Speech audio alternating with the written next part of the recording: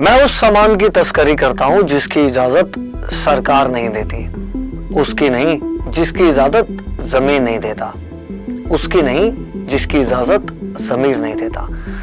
यह मशहूर डायलॉग है सुल्तान मिर्जा का, once upon a time in Mumbai, जो 2010 में आई थी।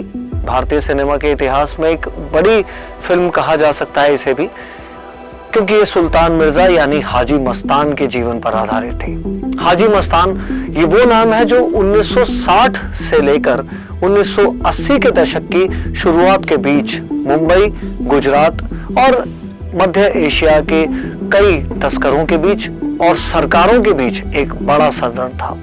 लेकिन इस सरदर्द के बीच हाजी मस्तान ने कुछ मिसालें भी कायम की।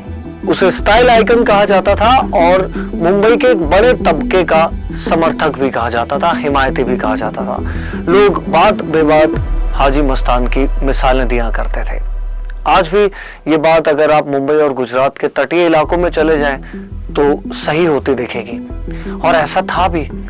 राजनीति हो, फिल्मी गलियारे हो या फिर रियल एस्टेट, हाजी मस्तान ने हर जगह हाथ आजमाए और कामयाबी भी हासिल की। राजनीति और फिल्मी का नाम मैंने इसलिए लिया क्योंकि राजनीति के गलियारों में उन्हें लोग जानते थे। हाजी मस्तान को लोग पहचानते थे, अपने काम के लिए इस्तेमाल भी करते थे, लेकिन हाजी मस्तान भी उन्हें अपने काम के लिए इस्तेमाल करते थे। 1926 में तमिलनाडु में जन्मे हाजी मस्तान ने मुंबई की उस तिकड़ी के बीच अपनी जगह बनाई। तिकड़ी मैं कहना चाहूंगा हाजी मस्तान के अलावा करीम लाला और वरदराजन मुंदलियार, जो कि उस वक्त अंडरवर्ल्ड की बड़ी चीजें माने जाते थे, बड़ी तोपे कहे जाते थे और तिकड़ी कहे जाते थे। इनके बीच अपनी पैठ बनाई, अपनी एक खास जगह बनाई। इन दो नामों के अलावा तीसरा नाम बने हाजी मस्तान। हाजी मस्तान बहुत चतुर व्यवसायी और एक चालाक अंडरवर्ल्ड डॉन थे। इनके बारे में कहा यह जाता है कि जिस चीज पर हाथ रख देते थे वो सोना बन जाती थी। एक डॉक्स पर एक मामूली मजदूर से अपनी जिंदगी की शुरुआत करने वाले हाजी मस्तान ने उस डॉक पर भी अपना तहलका मचाया, अपना सिक्का जमाया।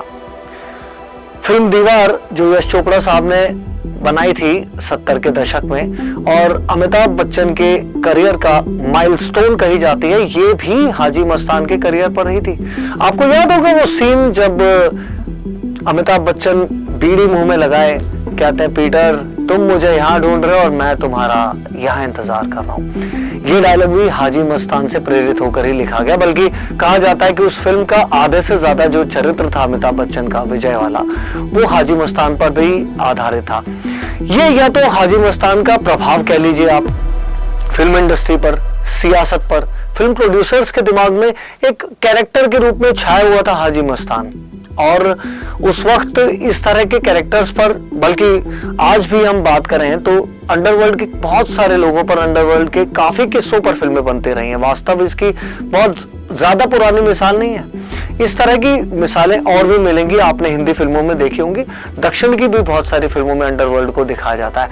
लेकिन ये सिलसिला अंडरवर्ल्ड डॉन को दिखाने का, उनके जीवन पर फिल्में बनाने का, ये शुरू हुआ हाजी मस्तान से, क्योंकि हाजी मस्तान का फिल्म फाइनेंसिंग में बड़ा रोल था।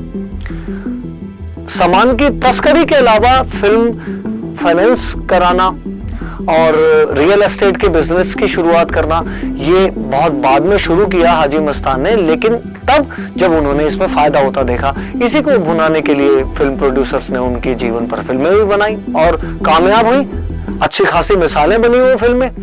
स्टाइल आइकन मैंने शुरू में कहा था, वो यूं कहा था कि सफेद जूते, सफेद सूट, सफेद पैंट, सफेद मर्सिडीज स्टाइल की पहचान बन गई। एक पहचान बन गई हाजी मस्तान की। हाजी मस्तान वो नाम जो तस्करी और स्मगलिंग में नाम कमाने के बावजूद कई युवाओं और राजनीतिज्ञों के बीच एक स्टाइल आइकन ही नहीं बल्कि एक मिसाल भी बना। अब इसे कुख्याति की मिसाल कहा जाए या फिर कुछ और, लेकिन ये भी एक किस्सा है जो हम सबके इर्द गिर्द बुना गया, और इस किस्से की जीती जागती मिसाल रही एक जमाने में हाजी मस्तान।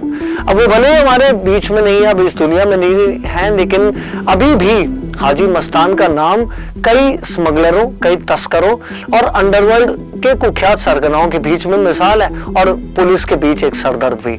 आज भी हाजी मस्तान ना बनने देने की कोशिश करती है हिंदुस्तान की पुलिस, हर जगह हर कोने में। ऐसी कई कहानियों, कई किस्सों के लिए सब्सक्राइब कीजिए इंस्टा फीड, और सब्सक्राइब करते रहिए, जुड़े रहिए, सुनते रहिए हमारे साथ, देखते रहिए हमारे साथ।